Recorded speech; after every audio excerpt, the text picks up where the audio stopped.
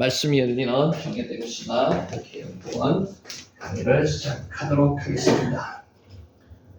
오늘이 141번째 강의고요. 설 연휴 끝나고 바로 강의를 이어가게 되었습니다. 자, 설 연휴 잘 지내셨습니까? 샬롬이십니까? 샬롬이십니다. 샬롬. 자, 때로 샬롬 한번 해보시기 바라고요. 샬롬, 샬롬. 샬롬. 샬롬. 샬롬. 예. 샬롬. 샬롬입니다. 예. 이거 이제 이 노래 이것이죠. 이게 샬롬입니다. 평안하셨습니까? 평강 샬롬입니다. 만족 이런 뜻도 있습니다. 자, 지난번에 확인했습니다. 디모아 눈물이라고 했습니다. 사람들에게는 남들이 보지 못하는 눈물겨운 삶이 있습니다. 아무도 모릅니다. 자신만 압니다. 하나님만 알고 계시죠. 그 눈물겨운 삶 하나님 앞에 내놓으시면 됩니다. 그러면 성도들은 왜 보좌 앞에서 눈물을 흘리게 되는 것일까요? 성도들은 모두 이 땅에서 쉽지 않은 길을 걸어왔습니다. 쉬운 길을 걸어가는 사람은 하나도 없습니다. 다 쉬워 보이는 것 같지만 쉽지 않습니다. 다 상황이 있고 어렵습니다. 그래서 눈물을 다 흘리게 되는 거죠. 디모아. 그러나 하나님은 그 모든 눈물을 어떻게 하신다고요? 다 기억하고 계십니다. 나의 눈물, 여러분의 눈물 다 기억하고 계시는 거죠. 디모아. 우리 눈물의 자리에 직접 찾아오시는 사랑의 아버지십니다. 우리에게 찾아오십니다. 오늘도 이 자리에 찾아오셔서 우리의 눈물을 보고 듣고 계십니다. 하나님은 지금도 우리를 위로하시며 우리의 눈물을 씻어주시는 분이 우리의 아버지 하나님이십니다. 디모아.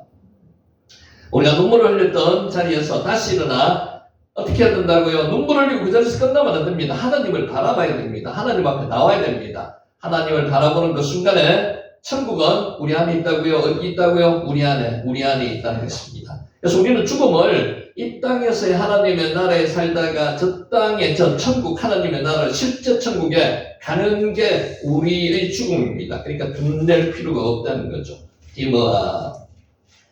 자, 바트가 딸이고요. 아들이 벤입니다. 그리고 아버지가 뭐죠? 아버지. 바트 딸, 아들 벤. 그리고 어머니가 엠. 바트. 유다는 가나안 여인 다말을 며느리로 받아들였습니다. 지금 누구 이야기하고 있는가 하면요. 야곱의 딸 다말에 대한 이야기를 하려고 합니다. 바트. 야곱의 자손 대부분은 가나안 여인과 결혼했습니다. 그러니까 피가 다 섞여 있습니다. 요셉은 이집트인과 결혼했고요. 모세는 구스 여자와 결혼했습니다. 바트. 다윗의 혈통도 여리고 여인 라합과 모한 여인 루스의 피가 흐르고 있습니다. 다 섞여 있습니다. 그래서 이것을 성경에는 다 그대로 기록해놨습니다. 아브라함은 혈통적으로 유대인의 조상이라는 한계에 갇히지 않고요. 신앙으로 모든 민족의 아버지, 그러니까 아브라함은 유대인의 조상이 되는 게 아니고요. 모든 믿는 사람의 조상, 믿음의 조상이 되는 거죠. 신앙으로 모든 민족의 아버지, 즉 믿음의 아버지가 되었습니다.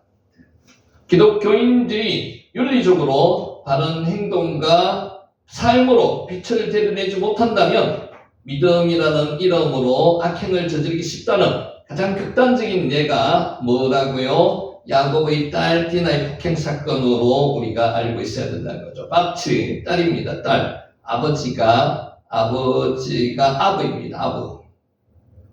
벤, 아들. 바트, 딸. 어머니 엠. 아버지가 아부. 현대 사회에서 가장 깊은 결핍은요. 능력의 부족이 아니라 소망의 부재입니다. 여러분 소망 없는 사람 보셨죠? 소망 없는 사람은 눈동자만 봐도 압니다.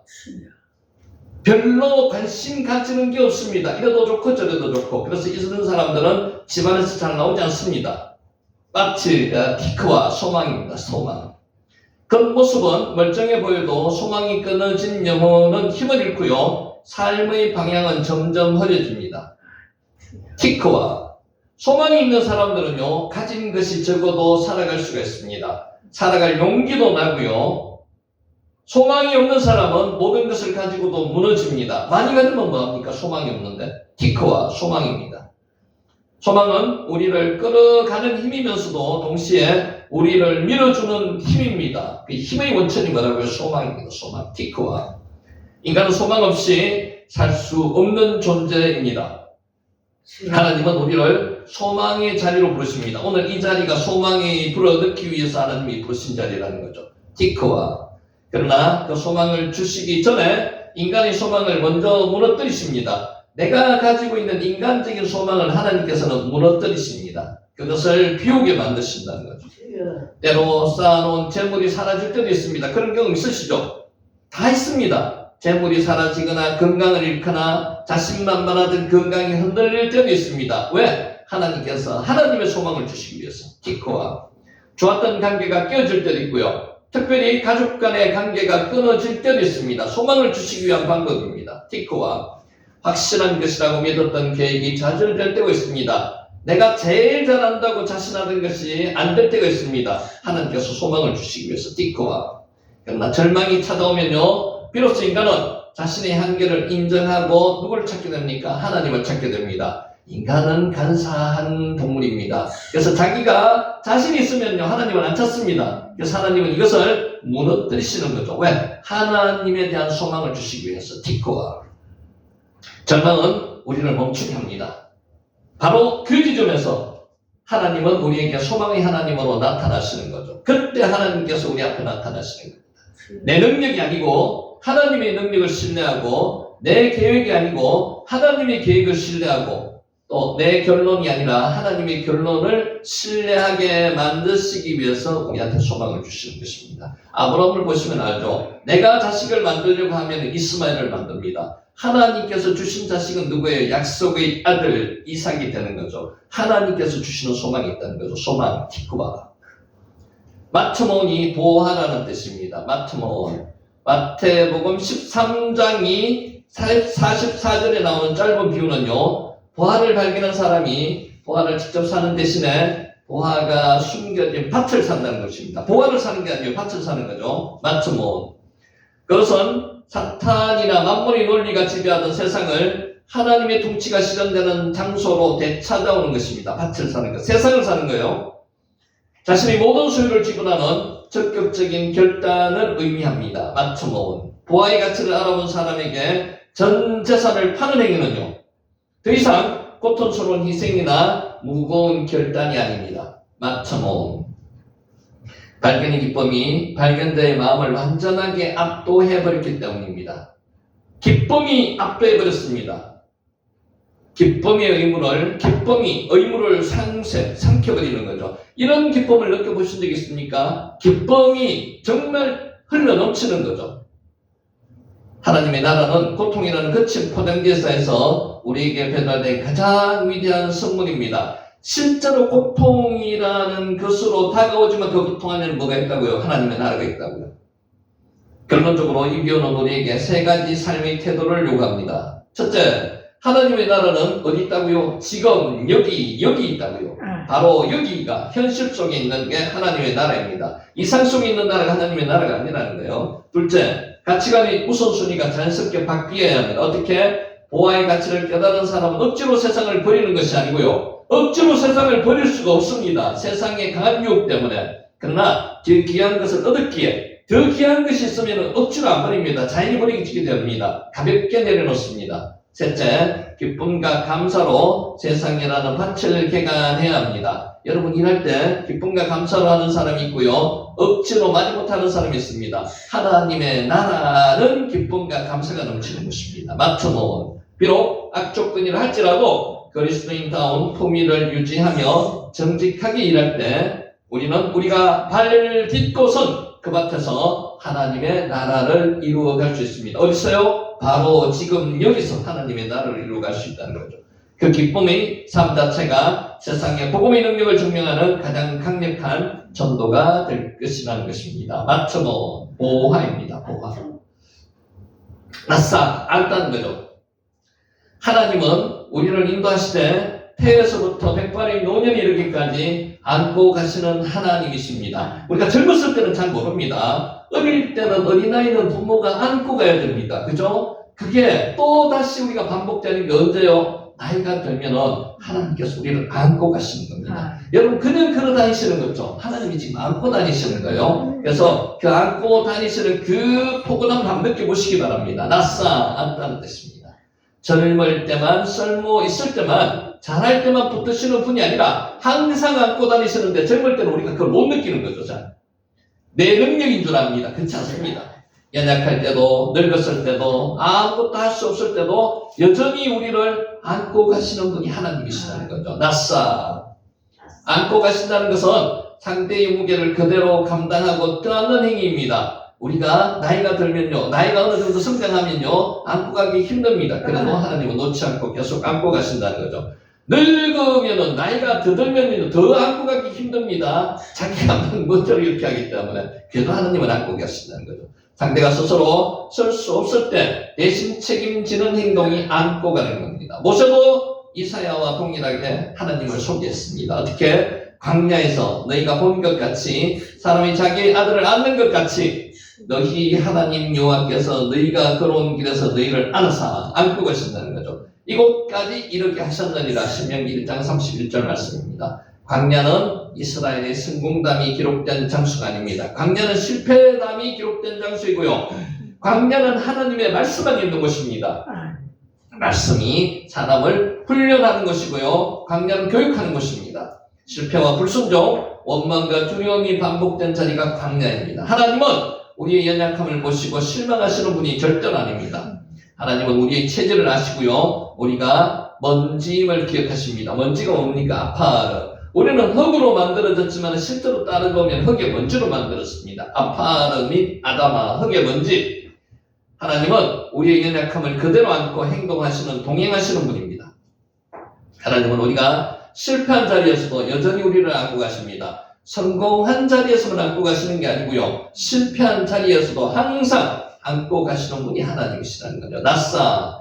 광야의 실패가 하나님의 계획을 무너뜨리지 못했는 것처럼 우리의 실패도 하나님의 손에서 우리를 떼어놓지 못합니다. 실패할 때 하나님께 우리는 안겨 있는 것을 그 더 절실히 느낀다는 겁니다. 모세, 엘리야, 베드로, 바울을 끝까지 안고 가셨던 하나님은 누구를 안고 가신다고요? 저와 여러분을 끝까지 늙어 죽을 때까지 끝까지 안고 가신다는 겁니다. 아멘. 나싸입니다. 나싸. 자, 우리가 이 순서 잘 기억하시기 바랍니다. 말레, 발라크, 라바시. 채우고, 비우고, 누린다는 겁니다. 영적으로는요, 체험이 먼저입니다. 말씀으로 채워지고요. 그 이후에 자기의 인간적인 것을 내려놓게 만들어지는 거고요. 발라크, 라바시, 누리게 만드는 겁니다. 무엇을요? 이 땅에서의 하나님의 나라를 누리게 만드시는 거죠. 마태는 유대 사회의 혐오와 조롱 속에서 오랜 세월을 보냈습니다. 세일이었습니다. 세일이. 그러던 어느 날 세관 앞을 지나시던 예수님이 마태를 보시고 나를 따르라고 부르셨습니다. 말레, 발라크, 라바시. 말레가 채우다, 발라크, 비우다, 라바시, 누리다. 마태는 그 말을 듣고 즉시 일어나서 예수님을 따랐습니다. 그의 영성은 이 은혜의 충만함 속에서 시작되었습니다. 말씀이 채워지면요, 은혜가 충만해지는 거죠. 예수님이 한 말씀이 마태의 인생을 가득 채웠습니다. 말씀으로 말레 채웠다는 거죠. 그 체험은 그가 오랫동안 품고 있던 죄책감과 수치심을 몰아냈습니다. 그의 마음은 은혜로 채워졌습니다. 오늘도 말씀으로 채워지시기 바랍니다. 은혜로 채워지면요, 비움의 가정이 그 뒤를 따라옵니다. 은혜가 들어가면요, 내가 내려놓고 싶어서 내려놓고 내려놓지 않고 싶어서 내려놓는 게 아니고요, 자연히 내려지게 되는 겁니다. 마음이 자연히. 직업을 포기하게 되고요, 안정된 삶의 구조를 내려놓는 겁니다. 말씀이 들어가면 그렇게 되는 겁니다. 이게 복음의 능력입니다. 그는 세리로 살면서 깊은 죄책감과 자기 혐오와 수치심을 품고 있었습니다. 마태는 예수님을 따르면서 그 감정들을 비우기 시작했습니다. 비움은 단번에 이루어지지 않습니다. 서서히 계속 누리면서도 비움이 있습니다. 사람은 연약하기 때문에 인간적인 생각이나 여러 가지 인간적인 욕망이 있습니다. 그것을 항상 내려놓게 만들어 주시는 거죠. 단번에 내려놓지 않습니다. 예수님과 함께 걷는 시간 속에서 서서히 이루어지고요. 예수님의 말씀을 들으면서 조금씩 정체성이 만들어지고요. 또 회개하면서 내려놓게 되는 거죠. 말레, 발라크, 라바시. 마태복음에는 그의 경험이나 업적이 거의 등장하지 않습니다. 자기 것을 기록하지 않습니다. 오히려 그는 복음서 전체를 통해서 예수님이 어떤 분이신지를 드러내는 데 집중했습니다. 누구를요? 예수님을. 말레, 발라크, 라마시. 자신을 낮추고 예수님을 높이는 것. 자신의 흔적을 줄이고 복음의 흔적만 남기는 것. 말레, 발라크, 라마시. 이것이 마태가 선택한 삶의 방식이었고요. 복음서를 기록한 원칙이었습니다. 마태는 비워내는 삶 속에서 누림의 영성으로 들어갔습니다. 채워지고 비워지면요 누리게 된다는 거죠. 여러분, 누린다는 게 돈이 많아서 누린다는 그런 의미가 아닙니다. 말씀이 들어가고 비워지면요 이 땅에 하나님의 나라를 누린다는 겁니다. 누림의 가장 큰 은혜는 복음 그 자체였습니다. 천국을 농부가 밭에서 발견한 보화로 설명했습니다. 앞에 봤죠, 우리가. 그는 복음을 어떻게 누렸는지를 가장 잘 보여주는 표현입니다. 그의 삶이 어떻게 변했는지, 그 변화가 어떤 기쁨을 가져왔는지를 압축해 놓은 고백이 이것입니다. 그는 예수님이 선포하신 하나님 나라의 기쁨을 누구보다도 풍성하게 전했습니다. 이 전한다는 게요, 자기가 누리지 않으면 실질적인 것을 못 전합니다. 자기가 누려야지 그것을 전할 수 있습니다. 그래서 마태복음에서는 천국 비유가 가장 다양하게 기록되어 있습니다. 말레, 발라크, 라바시. 천국이 누룩 같고요, 씨앗 같고 보화 같다는 비유는 단순한 설명이 아니라 그가 실제로 맛본 복음의 기쁨을 풀어낸 것입니다. 삶에서의 전도가 가장 큰 전도가 되는 거죠. 누림의 영성을 가진 사람은 복음을 설명하는 방식부터 다릅니다. 자기가 체험하면요 힘이 있습니다. 이야기를 하면요 그 이야기가 실제로 내가 겪었던 이야기이기 때문에 상대방의 전념이 팍팍 됩니다. 마음속으로 팍팍 들어가는 거죠. 마태복음의 문장들 하나하나에서 은혜의 온기가 확실하게 느껴지는 이유는 바로 여기 있습니다. 자기가 느끼고 은혜 받은 것을 기록했다는 거죠. 마태복음의 족보로 시작하는 것도 그가 누린 은혜와 관련이 있습니다. 하나님은 과거가 지저분한 사람들, 여기 지저분하다고 그랬는데 여러 다양한 사람들을 통해서 예수 그리스도의 통로가 되는 거죠. 실패한 사람, 죄인으로 낚인 찍힌 사람을 구원 역사 안으로 초대했습니다. 그래서 정상적으로 깨끗하고 단일 민족 이런 게 아니라는 겁니다. 마태복음의 족보에는 다양한 사람들, 실패한 사람들, 죄인으로 낙인시킨 사람들의 이 다 있습니다. 마태는 자신도 그 중에 한 사람으로 누구로 하고요? 세리입니다. 세리. 유대 민족이 가장 천시했던 직업 중에 하나가 세리입니다. 그 은혜를 절실하게 느꼈습니다. 그래서 그는 예수님의 족보 속에 이방 여인들, 상처받은 여인들의 이름을 숨기지 않고 다 기록했습니다. 마태복음은 임마누엘, 즉 하나님이 우리와 함께 계신다는 선포로 시작합니다. 그리고 내가 세상 끝날까지 너희와 항상 함께 있으리라는 예수님의 약속으로 마무리하고 있습니다. 함께 하신다는 거죠. 시작도 동행이고요. 함께 하신다는 거고요. 마지막도 함께 하신다는 겁니다. 말레, 발라크, 라바시. 마태는 동행의 기쁨을 누렸습니다. 여러분, 하나님과 함께 동행하시는 기쁨을 누리면요, 이보다 큰 기쁨이 없습니다. 하나님이 나와 함께 하시는데, 하나님이 나의 방패가 되시고 나의 상급이 되신다는 그 동행이 함께 하신다는 그 기쁨이 있으면요, 어떤 세상의 기쁨보다도 누리지 못하는 큰 기쁨입니다. 말레, 발라크, 라바시. 자신이 받은 은혜를 혼자서만 누리지 않았습니다. 누구랑 같이 마태복음을 통해서 그 은혜를 온 세상 사람들과 모두 함께 누리고 지금 저와 여러분 함께 누리고 있다는 거죠. 이게 마태의 말레, 발라크, 라바시. 채우고 비우고 누리는 형식이라는 거죠. 자, 에체르라는 단어에 있습니다. 멈춤입니다. 멈춤. 하나님은 우리 속도를 멈추게 하실 때 우리의 시선을 바로 잡으십니다. 어디로 향하게? 하나님을 향하게 바로 잡으신다고. 에체르. 사울이 길을 가다가 다메섹 가까이 이르더니 호련히 하늘로부터 빛이 그를 둘러비치는지라. 유대인은 안다 그랬죠. 빛이 정오의 빛보다, 태양빛보다 더 밝은 빛은 하나님이시라는 겁니다. 정오의 빛보다 더 강한 빛이 하늘에서 쏟아져 내려왔습니다. 아, 하나님이시구나.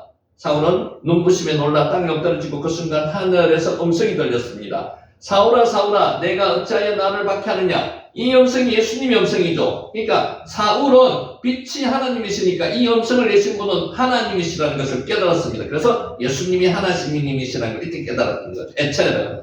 주여, 누구시니까? 나는 내가 박해하는 예수나. 빛은 그를 쓰러뜨렸고 그 빛은 그의 눈을 멀게 했습니다. 그런데 육신의 눈이 닫히는 순간에 영혼의 눈이 열렸습니다. 여러분 이거 잘 기억하셔야 됩니다. 우리가 나이가 들면서 육신의 힘은 점점점 빠지는데 영혼의 힘은 강해집니다. 똑같습니다. 에체르. 사울은 사흘 동안 아무것도 보지 못하고 아무것도 먹지 못한 때 다메섹의 한 집에 머물렀습니다. 하나님은 제자 아나니아를 보내시어 사울에게 안수하게 하셨습니다. 그때 비늘 같은 것이 눈에서 떨어지고 사울의 눈이 그제서야 밝아졌다는 겁니다. 사울이 눈을 뜨고 나서 본 첫 장면은 다름 아닌 형제의 얼굴이었습니다. 아나니아의 얼굴. 미워했던 그리스도의 손길이 자신을 일으켜 세웠던 것입니다. 사울은 눈을 잃고 나서야, 시력을 잃고 나서야 사람을 그리고 예수님을 제대로 보게 되었다는 겁니다. 이게 하나님이 멈춤입니다. 에체르. 하나님은 때로 우리를 멈추게 하십니다. 그런 경험 있으시죠? 나는 마음으로 가려고 하는데 하나님은 멈추게 하시는 경우가 있습니다. 이때가 에체르, 멈춤입니다. 애써 준비한 계획이 틀어지기도 하고요. 전혀 예상하지 못한 상황이 생기고 내가 생각지도 못하는 질병이 나타나기도 하고요. 그런 여러 가지 상황이 있을 때 하나님은 에체르, 멈추심을 나타내시는 겁니다. 모든 문이 닫힙니다. 그 멈춤 속에서 우리는 그때 하나님을 바라보게 되는 거죠. 자신을 돌아보게 되고요. 하나님을 바라보게 되는 겁니다. 에체르. 성경 속의 인물들을 보면요. 모두 이 멈춤의 시간을 통과했습니다. 요셉은 어디서요? 감옥에서 멈췄습니다. 모세는 광야에서 멈췄습니다. 다윗은 쫓겨다니므로 10년 이상 쫓겨다니면서 멈췄습니다. 그러나 그 멈춤의 시간은 그들을 무너뜨린 게 아니고요. 하나님이 쓰실 그릇으로 단단하게 빚어내는 시간이 이 멈춤의 시간이었다는 겁니다. 우리도 때로 멈춤을 경험할 수 있습니다. 경험했죠? 경험하고 있을 수도 있고요. 그 멈춤은 방향을 바꾸라고 말씀하시는 하나님의 신호일 가능성이 높습니다. 열심히 달리는 것도 중요하지만요. 하나님이 멈추게 하실 때 그 의미를 깨닫는 것이 중요합니다. 이게 영성이 있어야 멈춰지는 겁니다. 하나님을 바라볼 수 있는 겁니다. 우리의 인생에서 가장 큰 전환은 언제나 멈춤의 자리에서 시작합니다. 그때에 하나님의 사명이 주어지는 거죠. 아브라함이 그렇습니다. 창세기 12장 1절에 고향과 친척과 아버지의 집을 떠나라고 하는 하나님의 그 말씀으로 멈추었던 삶이 다시 시작되는 거죠. 에체르, 멈춤입니다. 자, 오늘 이 말씀으로 시작합니다. 아브라함의 영성입니다. 아브라함의 영성 한번 보겠습니다. 우리 좀 전에는 마태의 영성을 봤습니다. 똑같습니다. 말레, 발라케, 라바시. 채우고, 비우고, 누니는 영성입니다. 자, 오늘 우리는 불확실성이 일상이 된 시대를 살고 있습니다. 확실한 건 하나도 없습니다. 이 시간 이후에 뭐가 어떻게 변할지 우리가 하나도 알 수 없습니다. 지금 좀 있으면 선고해야죠, 그죠? 어떻게 판결이 날지 아무도 모릅니다. 불확실성의 시기에 살고 있습니다. 계획해 놓은 미래가 한순간에 흔들리기도 하고요. 인간의 마음대로 되지 않는다는 거죠. 삶의 중요한 결정 앞에서 방향을 잃어버리는 일이 반복되고 있습니다. 말레, 발라케, 라바시. 안정된 자리를 떠나야 할 때는 두려움이 찾아옵니다. 여러분이 갑자기 사람은 안정을 원하지만 하나님은 가만히 있게 안 합니다. 옮기게 합니다. 움직이게 합니다. 흩어지게 하십니다. 새로운 길을 선택하려 할 때는 확신이 부족합니다. 특히 나이가 이제 들어갈수록 더 그렇죠. 불안해합니다. 신앙의 길을 걷는 성도들도 이런 상황에서 예외가 아닙니다. 하나님을 믿지만 막상 한 걸음을 내디디려고 하면 마음이 흔들립니다. 뭔가를 새로운 일을 한다는 게 불안합니다. 나이가 들면 들수록 점점 더 그렇게 됩니다. 무엇을 내려놓아야 하는지, 무엇으로 채워야 하는지 알지 못할 때가 많습니다. 말레, 발라크, 라바시. 특히 변화가 빠른 시대 속에서 우리는 하나님이 어디로 이끄시는가라고 질문하게 됩니다. 아무도 모릅니다. 하나님이 이끄시는 것. 기도하고 하나님이 이끄시는 대로 가야 됩니다. 그래서 기도가 필요하다는 거죠. 말레, 발라크, 라바시. 이런 상황일수록 우리에게는 아브라함의 영성이 절실히 필요합니다. 아브라함의 예를 한번 보시기 바랍니다. 성경에 나오는 사람들, 위대한 사람들의 이야기는요, 그 사람들만의 이야기가 아니고요, 우리들의 이야기입니다. 우리들의 이야기. 아브라함은 어느 시대보다도 안정과 확실성을 중요하게 여기던 고대 사회의 사람이었습니다.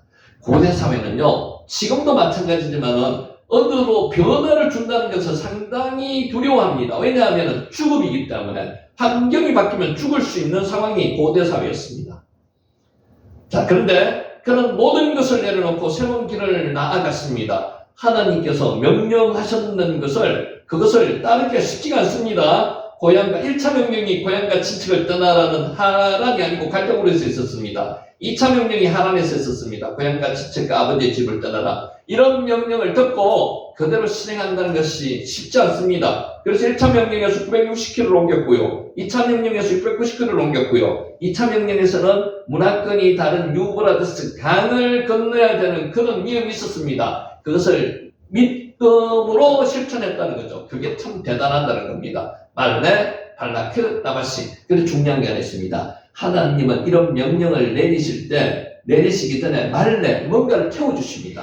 말씀으로 채워주신다는 거죠. 이것까지 복으로 채워주셨습니다.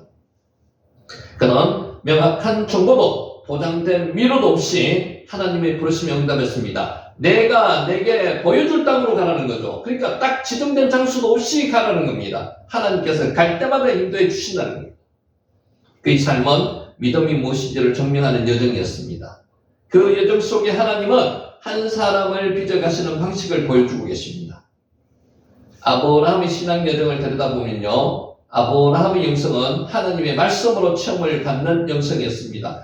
하나님께서는요, 우리에게도 마찬가지입니다. 말씀으로 먼저 채워주시는 거죠. 그리고 나서 하나님께서 인간적인, 우리 세속적인 것을 비우게 만드신다는 거죠. 하나님은 그에게 말씀하셨습니다. 아브라함에게 12장 1절이죠. 창세기 12장 1절. 너는 너희 고향과 친척과 아버지의 집을 떠나. 2차 명령입니다. 내가 내게 보여줄 땅으로 가라. 내가 너로 큰 민족을 이루고, 이제 복을 이야기하시는 거죠. 큰 민족을 이룬다는 복 하나. 두 번째가 내게 복을 주어. 두 개. 세 번째, 내 이름을 창대하게 하고 너는 복이 될지라. 네 가지 복하고 세 가지 복이 되어 있습니다. 너를 축복하는 자에게는 내가 복을 내리고 너에게 저주하는 자는 내가 저주하고 너는 복의 근원이 되리라고 말씀하시는 게 창세기 12장 1절, 2절 다음이 연결된 3절까지입니다. 믿음의 여정은 언제나 하나님께서 먼저 찾아오시는 은혜로 시작됩니다. 기독교는 계시종교라고 말씀드렸죠. 계시종교는요, 사람이 하나님을 먼저 찾는 게 아니고요, 하나님께서 먼저 찾아오십니다. 이게 계시종교입니다. 아브라함은 자기 안에서 새로운 꿈을 만든 사람이 아니라 하나님께서 주신 말씀으로 채우고 믿음의 길을 걸었습니다. 하나님께서 먼저 찾아오셨습니다. 우리도 하나님께서 먼저 찾아오셨습니다.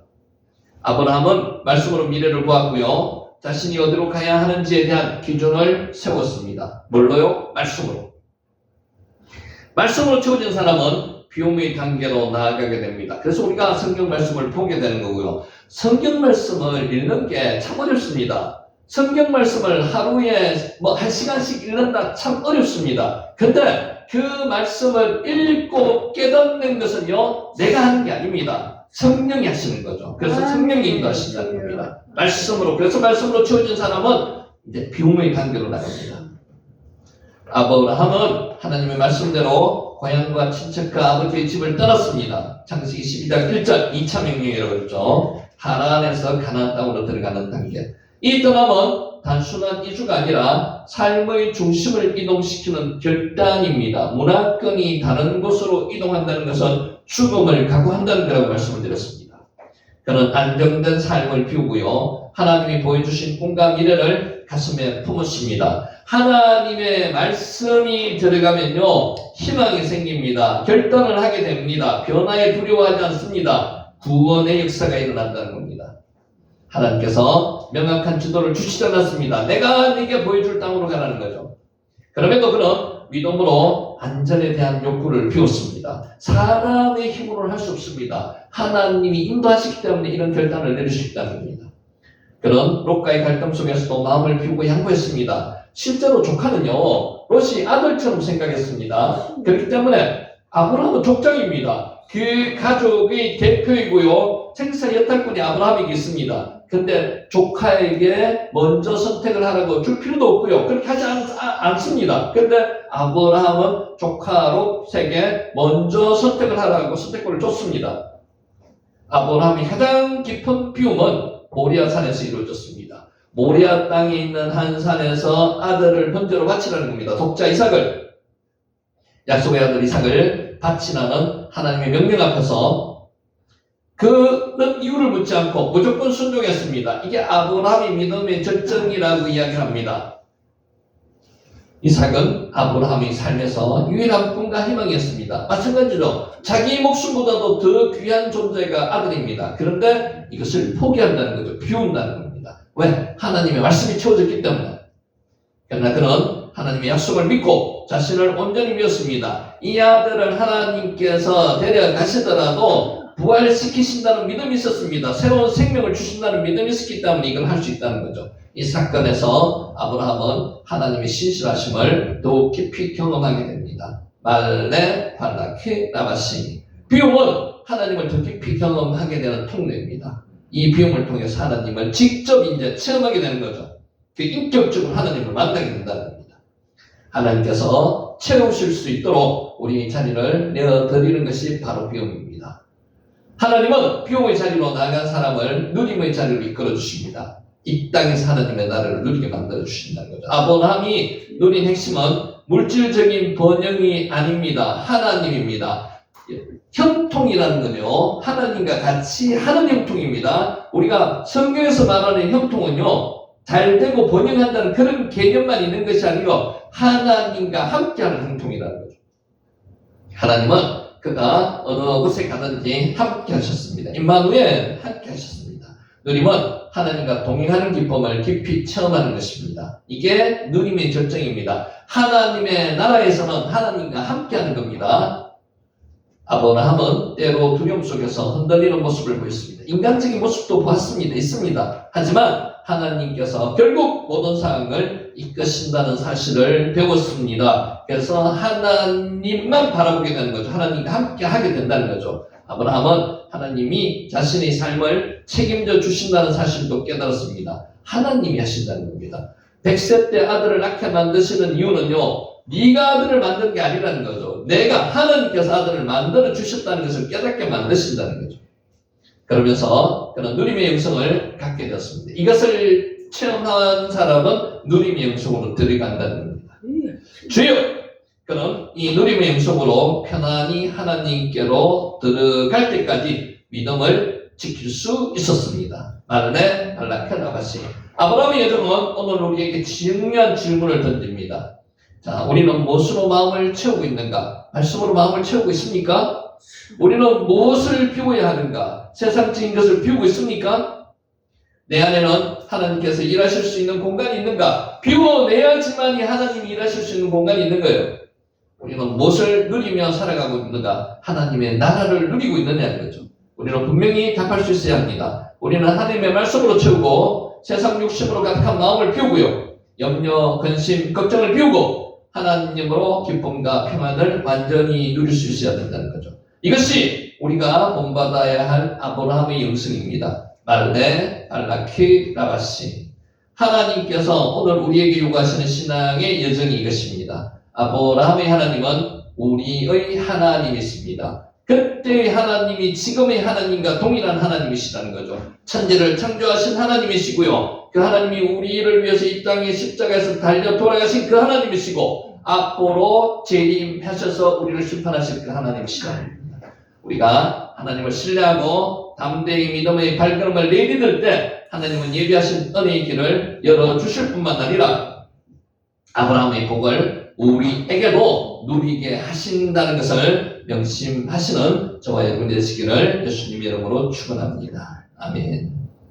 자, 간단하게 복습하겠습니다. 자, 5절입니다. 25장 5절. 아브라함이 이삭에게 자기 모든 소유를 주었고, 여기 이제 우리 한글로는 조금 번역이 부족한 부분이 있습니다. 요 뜻으로 하면은 자기가 가진 재산을 주었다는 이런 뜻이 많은데 실제로는 요 원어를 직역하면요 그가 소유한 모든 것을 그가 가진 모든 것을 이런 뜻입니다. 여기 약간 차이가 있습니다. 여기는 영적인 부분까지 같이 주었다는 뜻까지 포함되어 있습니다. 자, 필레게시가 첩이라고 우리 여러 번 많이 했습니다. 이샤가 정식 부인이라고 이야기를 했고요. 필레게시가 첩입니다. 마타나가 제목입니다. 제목. 마타나. 아이고. 자, 7절.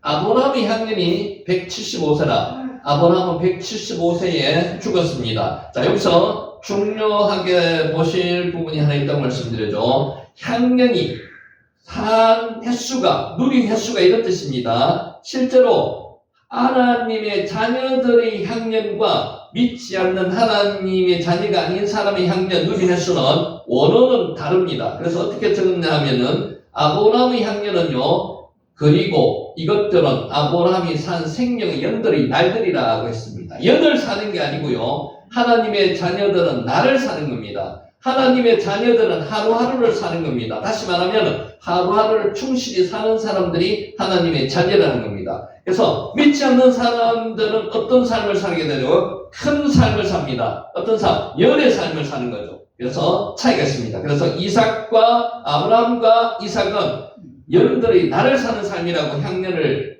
번역해 놓고요.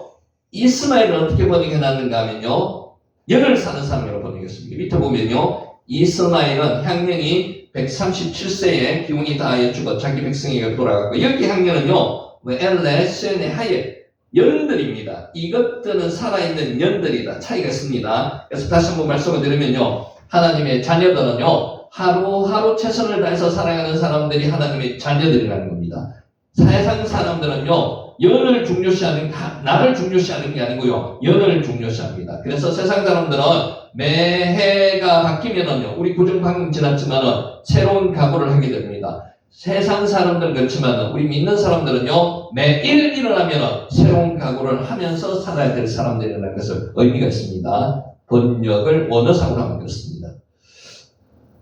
자, 8절. 그의 나이가 넓고 늙어서 기운이 다하여 자기 열조에게로 돌아가며, 이것도 이제 의미가 있습니다. 나이가 높고 늙어서라고 번역을 했지만은 실제로는요, 아브라함, 벳세바, 토바, 자켄, 벳사베, 요거를 이렇게 번역을 합니다. 아브라함이 좋은 나이에 천수를 누린 노인으로 죽었다는 겁니다. 이게 뜻이 차이가 있습니다. 여기서 벳세바, 토바라는 거죠. 백발, 좋은 백발에 죽었다는 겁니다. 그래서 많이 사는 것을 우선으로 하는 것보다 좋은 나이에 죽는 거죠. 아브라함은. 그리고 늙어서라는 뜻으로 해석을 했지만 천수를 다 누렸다는 겁니다. 우리는 한글 번역으로는 천수를 누렸다면요, 오래 산다는 의미가 되지만은요, 원어상으로 천수를 누린다는 것은요, 만족한 삶을 살았다는 겁니다. 그래서 이것을 다시 번역하면요, 좋은 나이에 만족한 노인으로 죽었다는 겁니다.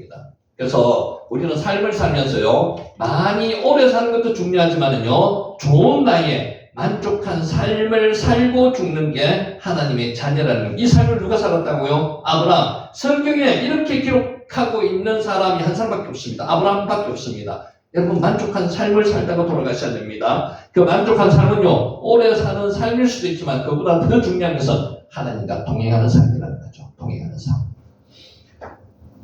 세바, 히머니, 세바, 토바, 좋은 백발에 죽었다는 거. 그 만족한, 좋은, 사비아가 만족한이라는 뜻이고요. 자, 8절, 나이가 높고 늙어서 기운이 다하여 죽어. 이제 여기서 기운이 다하여 죽어도 원어상으로 보면은 동사가 두 개입니다. 그는 숨을 거두었고요. 그리고 그는 죽었다는 겁니다. 무트가 자연사이고요. 요게 와이그라고, 요게 나오는데, 가와가 숨을 거둔다는 뜻이군요. 숨을 끊어지면, 숨을 다 쉬면 죽는 겁니다. 성경상으로는. 그래서 숨을 다 쉬고, 마지막 숨을 거두었고, 그리고 그는 죽었다는 겁니다. 가와, 숨을 거두다. 우리는 이제 마지막 숨을 거두면은요, 하늘나라로 가는 겁니다. 멋지, 죽다는 뜻이고요. 자기 열조에게로 돌아가면, 이제 열조에게로 돌아가는 히브리어 관용구인데요, 이거는 두 가지 의미가 있습니다. 우리가 이제 무덤의 구조를, 히브리 무덤의 구조를 말씀드렸죠. 이중 구조로 되어 있다고 말씀드렸습니다. 앞에 있는 동굴이 있고요, 뒤에 동굴이 하나 더 있습니다. 그래서 이제 돌아가시면 시신을 앞에 있는 동굴에다 모십니다. 그리고 나서 이 시신이 이제 부패할 거잖아요. 부패하고 나면 뼈가 남습니다. 이 뼈를 뒤에 있는 동굴에다가 같이 조상들의 뼈 같이 묻습니다. 그래서 자기 열조에 돌아간다는 그런 의미의 관용구라고 말씀을 하나 드렸고요. 또 히브리인들은 유대인들은 어떤 생각을 가지고 있냐면은 죽음이 끝이 아니라는 거죠. 어떤 영적인 세상에서 다시 만난다고 생각했기 때문에 자기 열정으로 돌아간다 이런 표현을 썼습니다. 11절 아브라함이 죽은 후에 하나님이 그의 아들 이삭에게 복을 주셨고 이삭은 보엘라헤로이 근처에 거주하였더라. 이 보엘라헤로이는 아브라함의 첫 하갈이 여주인에게 도망갔습니다. 그래서 도망간 자리에서 하나님께서 하갈에게 약속하셨던 장소입니다. 그 약속하신 장소를 하갈이 어떻게 불렀는가 하면요, 베에르라하이로이라고 불렀습니다.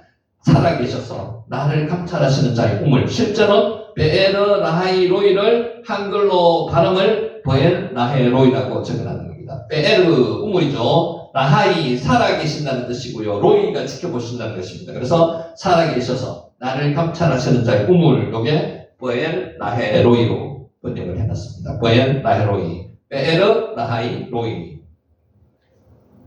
12절 사라의 여종 애굽인 하갈이 아브라함에게 낳은 아들 이스마엘의 족보는 이러하고, 여기서 잘 보셔야 될 게 주가 누굽니까? 하갈이 있습니다. 하갈이. 여자가 족보의 주가 되어 있는 경우가 성경에 거의 없습니다. 왜 하갈이 했는가요? 아브라함의 아들이잖아요. 약속의 자식이 아니기 때문에 그렇습니다. 하갈이 아브라함에게 낳은 아들 이스마엘. 이스마엘의 주어는 누가 낳았다고요? 아브라함이 낳았다고 성경에 기록하지 않고요. 하갈이 낳았다고 기록하는 거죠.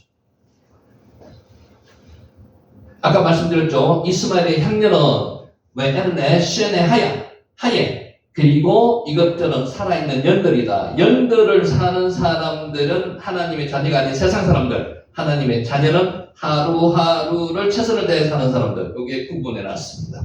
원어에서 그렇게 되어 있습니다.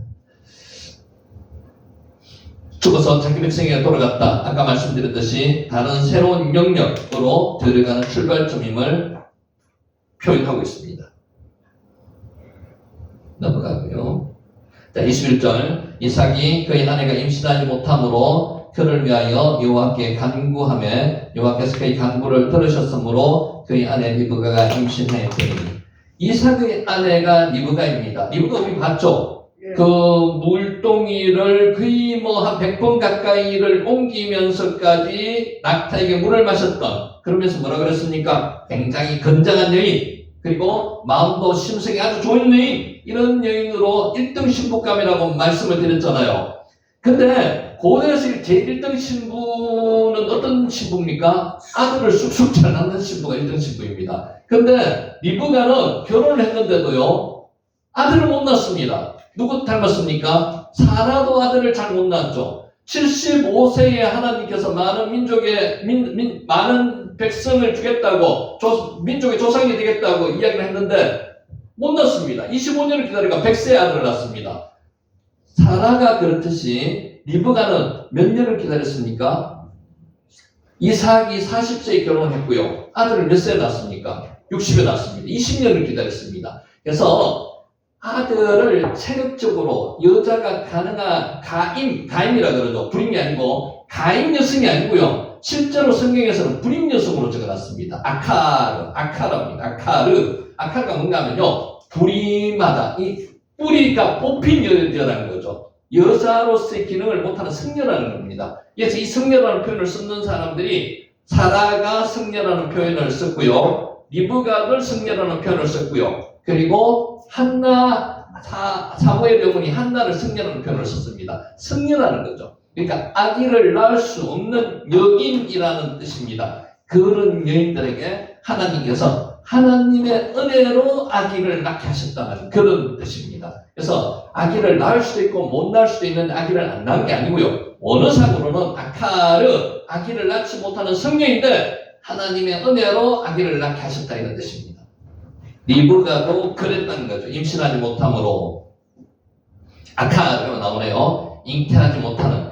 뿌리가 뽑힌 이런 뜻입니다. 뿌리가 뽑혀가지고 이제 알을 낳을 수 없는 이런 뜻입니다. 불임의 승려라는 뜻이죠. 아카르가. 그래서 이 아카르가 하나님이 함께 하시면은 아기를 낳을 수 있는 여인들, 이런 뜻으로 리브가, 사라, 한나, 이런 여인들에게 아카르라는 단어를 썼습니다. 근데 뭐 우리는 성경상 그렇게 해석을 하시면서 이야기를 설교하시는 분이 거의 없습니다. 왜냐하면 원어를 그대로 갖고 와서 설교를 안 하기 때문에 실제로 그렇게 안 하시더라도 우리는 이제 내용을 아시자는 거죠. 이 사람들은 정상적으로 여자로서 아기를 낳을 수 없는 그런 여인들인데 하나님의 은혜로 아기를 낳게 만들어 주신 사람들, 이게 아칸입니다. 자, 이삭이 그의 아내가 임신하지 못함으로 몇 년 동안요? 20년 동안 그를 위하여 여호와께 간구하며 여호와께서 그의 간구를 들으셨으므로 그의 아내 리브가가 임신하되 누가 기도했습니까? 실제로 리브가도 기도했겠지만은 성경상의 기도는 아버지, 남편이 기도했다고, 남편. 아내의 임신을 위해서 이삭이 기도했다는 겁니다. 그래서 남자의 기도가 그만큼 중요하다는 겁니다. 그를 위해서. 그가 누굴까요? 리브가를 위한 걸 수도 있고요. 아들을 위한 걸 수도 있습니다. 뭐, 그거를 누구라고 딱 표현하기는 어렵습니다. 아타르가 기도하다는 겁니다. 기도하다가 아타르는요, 분양하다는 뜻과 같습니다. 분양하는 게 뭐죠? 분양하면 우리가 제사 지을 때 분양하는 거라 생각하면 똑같습니다. 향이 위로 올라가는 거죠. 그게 기도하다는 단어도 됩니다. 아타르. 자, 22절. 그 아들들이 그의 태 속에서 서로 싸우는지라. 아들들이 싸운다는 겁니다. 그가 이럴 경우에는 내가 어찌할꼬 하고 가서 여호와께 묻자오되, 여기서 이제 중요한 게 있습니다. 상태라는 것을 어떻게 알았을까요? 기도하고 알았을 겁니다. 그리고 여기 리브가는요, 사람에게 묻지 않았습니다. 내가 어찌할까 하고 누구에게 물었다고요? 여호와께 물었다는 거죠. 하나님께 기도했다는 겁니다. 그러니까 기도가 그만큼 중요하다는 겁니다. 우리도 중요한 일이 있을 때 사람 의지하지 말고 하나님께 기도하면은 하나님께 지혜를 주신다는 겁니다. 나차츠 싸우다는 것입니다. 태중에서 아이들이 어머니 복중에서 싸우고 있습니다. 나차츠. 자, 여기까지 했고요. 오늘은 여기서부터 합니다. 22절 계속 이어서 합니다. 그 아들들이 그의 태 속에서 서로 싸우는지라. 그가 이르되 이럴 경우에는 내가 어찌할까 하고 누구에게 묻었다고요? 가서 여호와께 여짜온대. 와 펠레크 리도로시 엣 예호와. 지각하면 이렇습니다. 그러자 그녀는 여호와께 묻기 위해서 갔다. 본문은 계속적 와우로 연결됐습니다. and 사용하여 태중의 아이들이 싸우는 것을 한탄한데 바로 뒤이어 본문의 행동을 취했음을 보여줍니다. 가서 물었다는 거죠. 기도하러 가서 물었다는 겁니다. 자, 이처럼 리브가는 문제에 직면했을 때 지체하지 않고 바로 여호와 앞으로 나아가는 신앙을 가졌습니다. 기도하러 나아갔다는 거죠. 아마 성전이었을 가능성이 높습니다. 그게 기록은 안 해놨지만은. 자, 이처럼 인생에 있어서 어떤 일을 만나든지 하나님의 뜻을 묻고 그 뜻이 온전히 순종하는 것이야말로 문제를 근본적으로 해결하며 참 평안과 번영에 이르는 지름길임을 잊어서는 안 됩니다. 여러분, 이제 우리도 한번 반성해 봐야 되는데 어떤 문제가 생겼어요. 문제가 생기면은 보통 우리는 어떻게 합니까? 첫째, 고민한다. 두 번째, 방법이 없다. 라고 생각했을 때 기도하러 오는 경우가 많습니다. 방법을 바꿔야 됩니다. 먼저 하나님 앞에 무릎 엎드려 기도해야 됩니다. 여러분, 하나님께서 지혜를 주신다는 거죠. 사람의 고민은요, 아무래도 방법이 안 나옵니다. 근데 기도하면요, 하나님께서 감당할 힘도 주시고요, 지혜도 주셔서 방법을 알려주시는 경우가 많습니다. 그리고 마음이 굉장히 편안해질 경우가 있습니다. 그때 하나님 응답하셨는 거예요. 마음의 평안은 하나님께서 응답하셨다는 거죠. 그래서 고민이 생기시면요, 하나님 앞에 무릎 꿇는 경우가 1번입니다. 1번으로 해야 된다는 거죠. 그래서 찌르서는 가능하기가 좀 쉽지 않습니다. 특히 골방에 들어가서 하시던 경우도 있지만 가능한 한 기도가 많이 쌓여있는 성전으로 오셔서 기도하는 게 제일 좋습니다. 자, 그러므로 내가 너희에게 말하노니 무엇이든지 기도하고 구하는 것은 받은 줄로 믿으라. 그리하면 너희에게 그대로 되리라. 이것보다 더 좋은 것으로 하나님께서는 응답하시고 준비하시고 계신다는 거죠. 그러니까 기도의 자리에 먼저 가시는 겁니다. 따라시, 묻다는 것입니다. 묻다, 따라시. 23절, 여호와께서 그에게 이르시되 두 국민이 내 태중에 있구나. 두 민족이 내 복중에서부터 나누이리라. 누가 이야기하셨다고요? 지금 기도하니까 여호와께서 말씀하시는 겁니다. 리브가에게 이 족속이 저 족속보다 강하겠고 큰 자가 어린 자를 섬기리라. 이것은요 그냥 보시면 안 되고요. 이 당시 장자와 차자의 구별이 확연하게 구분되어 있습니다. 모든 것이 장자 위주로 되어 있습니다. 자, 먼저 태어난 자가 장자죠. 근데 이 말씀 뒤에 거 보세요. 이 민족이 저 민족보다 강하게 저 족속보다 강하고 큰 자가 어린 자를 섬기리라. 이것은 완전히 그 시대의 사고를 뛰어넘는 그런 말씀입니다. 이런 말씀은 들어가지고 아니 이렇게 될 수가 이런 이야기입니다. 될 수가 없는 이야기라는 거죠. 장자가 어린 자를 섬기라고 말씀하시는 거죠. 이게 하나님의 절대 주권이라는 거죠. 하나님은요, 이 절대 주권은 하나님이 절대 주권이라는 거예요. 우리 인간이 생각하시는 그 외에 하나님의 방법이라는 겁니다. 두 국민이, 두 민족이, 샤네, 꼬임, 우샤네, 리움민. 국민이 꼬입니다, 꼬임. 인종, 지역, 정치 등의 관계로 결집된 집단을 국민이라고 합니다. 백성, 국민, 민족을 꼬이라고 합니다. 꼬이라는 단어가 성경에 상당히 많이 나옵니다. 꼬이, 국민이고요. 요게 이제 준해가 빗대가지고 민족, 레움이라는 단어가 나오는데 모으다라는 단어에서 유래했습니다. 집단체를 가리키고요. 특별한 의미가 있는 것이 아니라 요것을 낮추기 위해서, 꼬이를 낮추기 위해서, 운율을 살리기 위해서 꼬이의 시적 동의어로 레옴의 단어를 사용했습니다. 그래서 실제로 중요한 것은 꼬이입니다. 꼬이, 국민, 민족, 백성. 자, 근데 여기서 말하는 두 국민이란 리브가가 날 쌍둥이 아이들의 후손이 형성할 이스라엘과 에돔을 가리킵니다. 지금도 싸우고 있습니다. 에돔과 이스라엘이 지금 싸우고 있습니다. 샤나이, 요게 둘이라는 뜻이고요. 꼬이, 국민이라고 말씀드렸죠. 국민. 네옴이, 민족이라는 뜻이고요. 자, 내 복중에서 나누이리라. 태에서, 태 안에서. 밈, 메아크, 입, 파레드.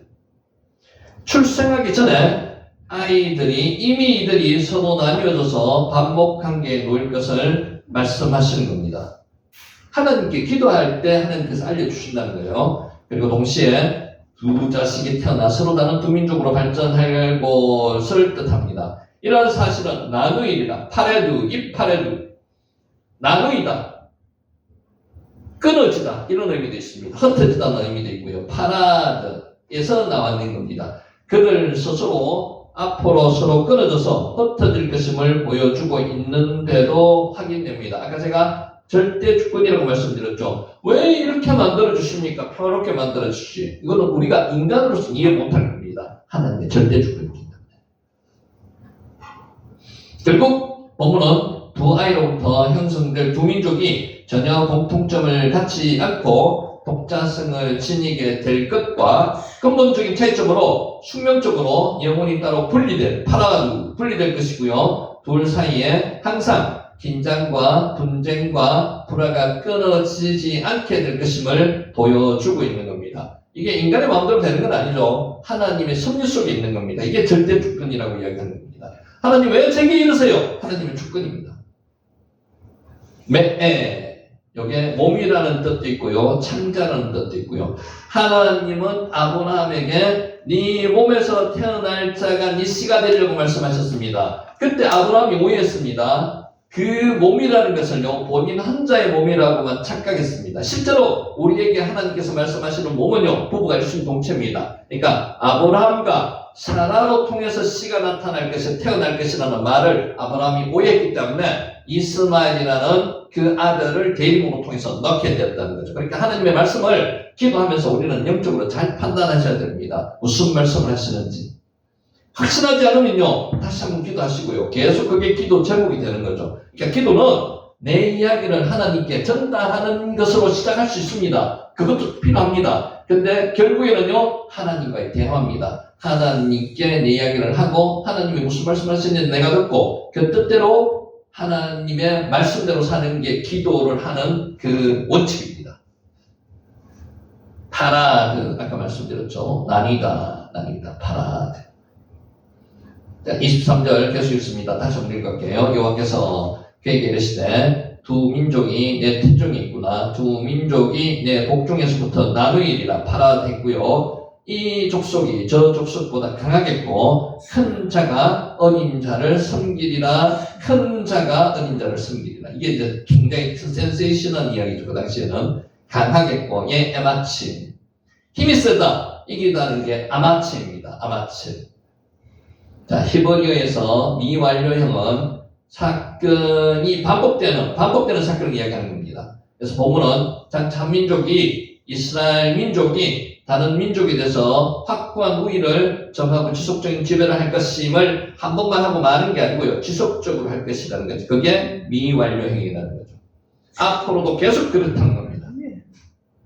이 예언은 그대로 이루어져서 예외가 있기는 했으나 오랜 기간 동안 에돔은 이스라엘의 지배를 받았습니다. 에서의 족속이 에돔이고요. 야곱의 족속이 이스라엘이죠.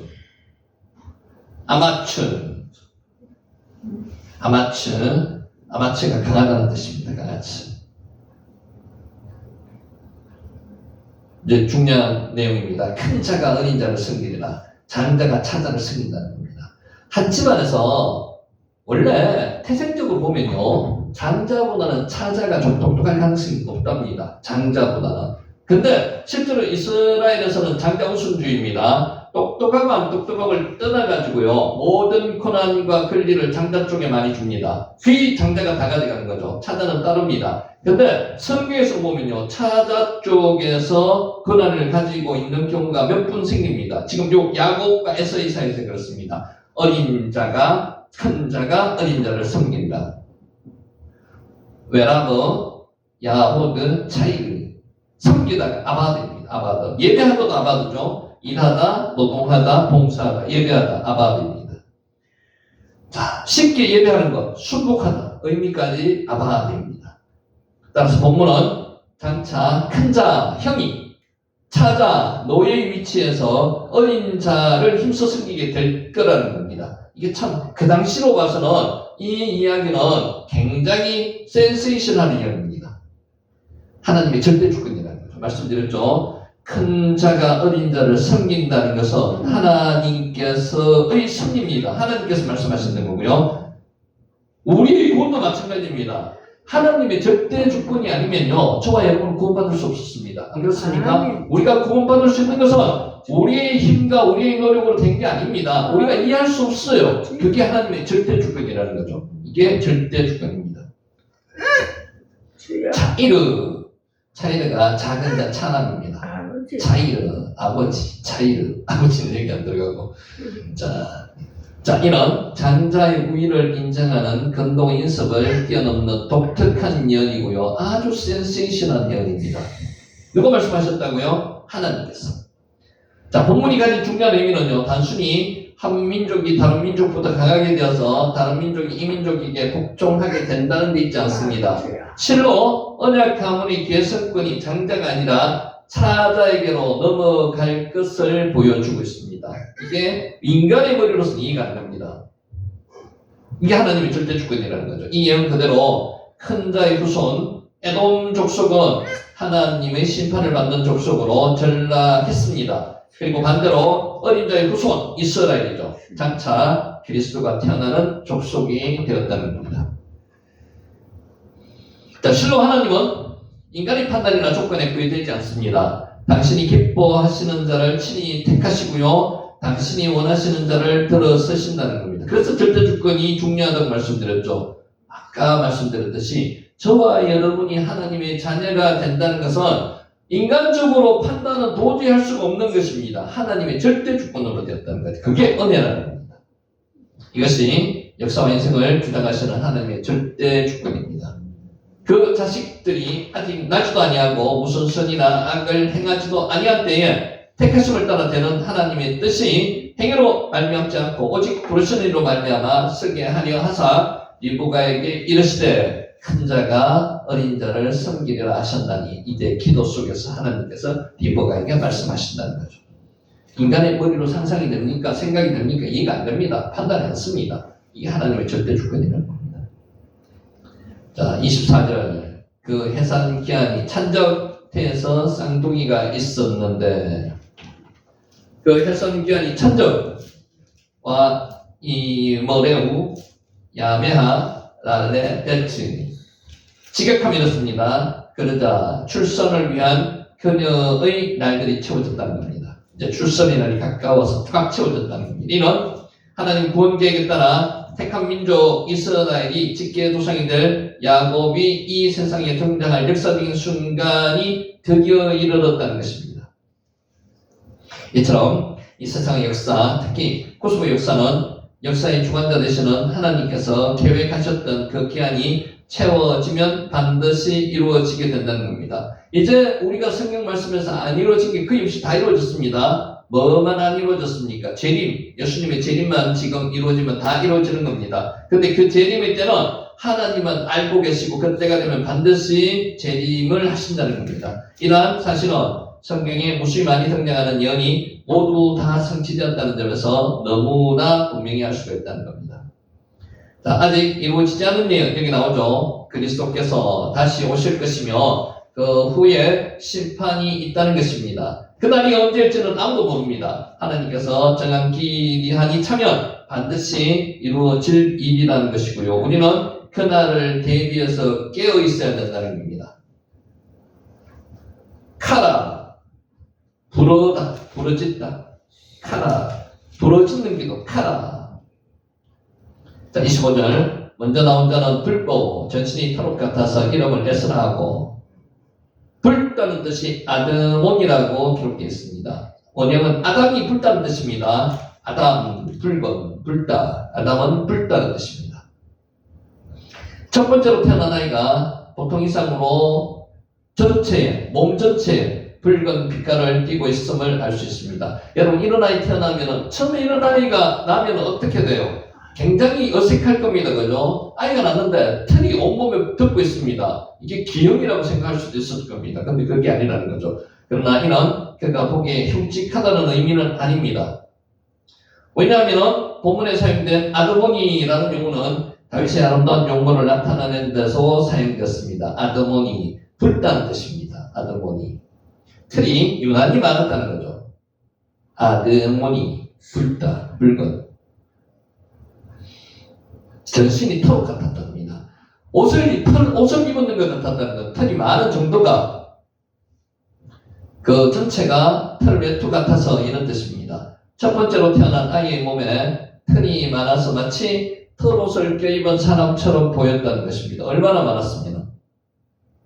자, 이처럼 털이 많다는 것은 아이의 외형적인 모습이 특이함을 나타내기 위해 사용된 것이 아니라 장차 에스가 정력적인 성격과 야성적인 기질이 충만하며 열정적이며 마치 짐승같이 난폭함을 가지고 살아갈 것을 암시하기 위해서 기록해놨는 겁니다.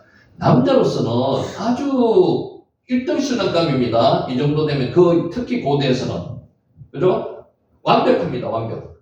한편 털이라는 뜻이 세아르입니다. 장차 에서의 삶의 터전이 된 어디에 살았다고? 세일에 살았습니다. 세일의 의견과 같다는 점에서도 눈길을 끌고 있다는 거죠. 세아르 털입니다. 털. 머리카락, 세아르. 그래서 이름을 뭐라고 했다고요? 에서라고 했다고요. 에서. 이름을 에서라고 했고요. 에사우, 에스가 실제 원어를 발음하면요, 에사우입니다. 털이 많은 거칠이라는 뜻이 에사우입니다. 에서란 털이 많은 그의 신체 특징에 따라 지어진 이름이 에서입니다. 그는 자신의 이름이 암시하는 바와 같이 잡목이 우거진 광야를 누비는 사냥꾼으로 거칠고 호방한 삶을 살았습니다. 그래서 남자로서는 아주 괜찮은 1등 실각감이라는 거죠. 자, 26절 후에 나온 아우가 누굽니까? 야곱이죠. 손으로 에서의 발꿈치를 잡았으므로 그의 이름을 야곱이라 하며 리브가가 그들을 낳을 때에 이삭이 몇 세라고요? 60세입니다. 60세. 자, 여기 이제 자꾸 이렇게 연도를 밝히거나 나이를 밝히거나 지명을 밝히는 이유가 뭘까요? 정확한 역사적 사건이라는 겁니다. 그렇기 때문에 이삭의 나이가 밝혀지는 겁니다. 이삭이 40에 결혼했고요. 60에 아기를 낳았습니다. 몇 년 동안 기도했다고요? 20년 동안 기도했다고요. 그래서 아기를 하나를 가지는 게 그렇게 기도가 금방 이루어지는 게 아니라는 겁니다. 겁니다. 그래서 이 리브가를 아까 이야기했죠. 아카르라고 말씀드렸죠. 성녀였던 아카르가 아기를 낳을 수 있는 것은 하나님의 은혜로 낳을 수 있다는 겁니다. 기도했기 때문에 낳을 수 있었다는 거죠. 자, 쌍둥이가 출생할 때 대개 형이 태어난 지 1시간가량 뒤에 동생이 태어나는 것이 보통이고요. 1시간보다 더 긴 기간 이후에 태어나는 게 보통입니다. 사흘 후에 태어나는 경우도 있답니다. 그러니까 굉장히 시간 인터벌이 길다는 거예요. 그런데 여기는 어떻게 했다고요? 바로 발꿈치를 잡고 나왔다는 겁니다. 이런 경우는 의학적으로 거의 없다는 겁니다. 지금도 마찬가지고. 자, 어떤 의학 보고서에는 출산 간격이 사흘씩 걸릴 때도 있다고 전해지기도 합니다. 그러니까 금방 나오지 않는다는 거죠, 둘째가. 만약에 세 쌍둥이, 네 쌍둥이 같으면 어떡할까요? 시간이 굉장히 오래 걸린다는 겁니다. 금방 쑥쑥쑥쑥 나오지 않습니다.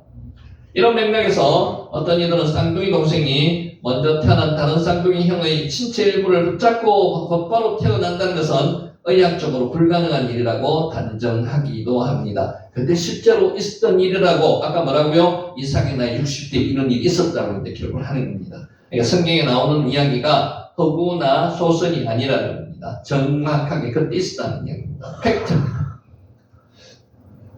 그러나 본문은 그리고 그의 손으로 외야도, 손이 야드입니다. 야드, 외야도란 표현과 잡다라는 뜻이 있는 아하저의 분사형 오 헤제트가 사용되어서 한 손이 형의 발꿈치를 잡고 태어나고 있음을 생동감 있게 전한다는 겁니다. 형의 발꿈치를 손으로 잡고 태어난다는 겁니다.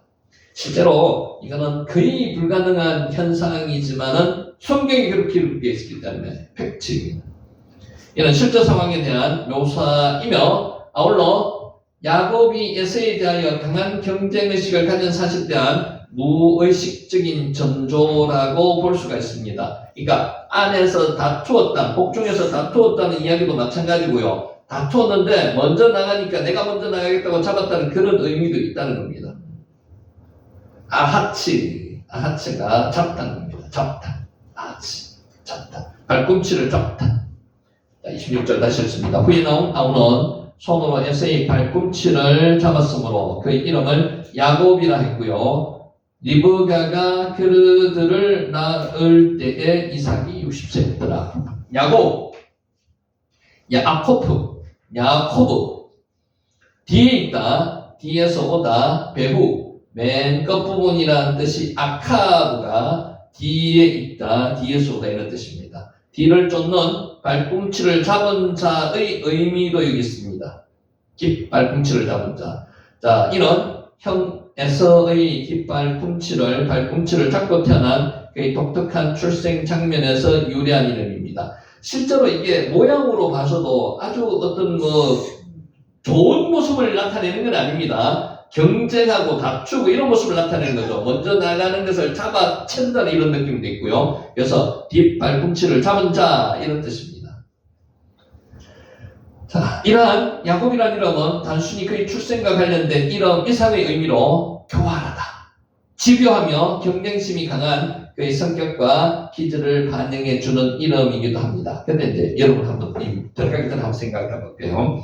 이삭이라는 인물이 있고요. 야곱이라는 인물이 있습니다. 아들과 아버지 사이죠. 자, 우리는 신앙을 볼 때 이삭의 신앙은 어떻습니까? 온순한 신앙입니다. 그러니까 아들을 위해서 20년 동안 기도하고요. 사람과의 분쟁도 별로 안 하고요. 조용한 성격의 내성적인 사람입니다. 근데 야곱은 어떻습니까? 내성적인 성격의 사람이기는 했으나 굉장히 경쟁심이 강합니다. 뭔가를 쟁취하고야 만다는 그런 성격입니다. 자기의 목적을 위해서는 거짓말도 합니다. 사기도 칩니다. 이런 사람이 야곱입니다. 근데 성경은요, 누구를 통해서 12방명이 났습니까? 12족속이 났습니까? 야곱을 통해서 났습니다. 이삭보다 야곱이 변화되는 것에 초점을 성경은 두고 있는 듯한 느낌을 많이 듭니다. 이삭의 일생은 짧게 기록했습니다. 야곱의 일생은 굉장히 깁니다. 왜 그럴까요? 하나님이 만지셔서 야곱을 그렇게 만드셨다는 겁니다. 여러분, 아브라함을 보시면 됩니다. 아브라함이 연약한 사람이었습니다. 마음도 착한 온순한 사람이었습니다. 거짓말도 잘하는 사람이었습니다. 근데 아브라함을 하나님이 만지셔서 믿음의 조상으로 만드셨다는 거죠. 야곱도 마찬가지입니다.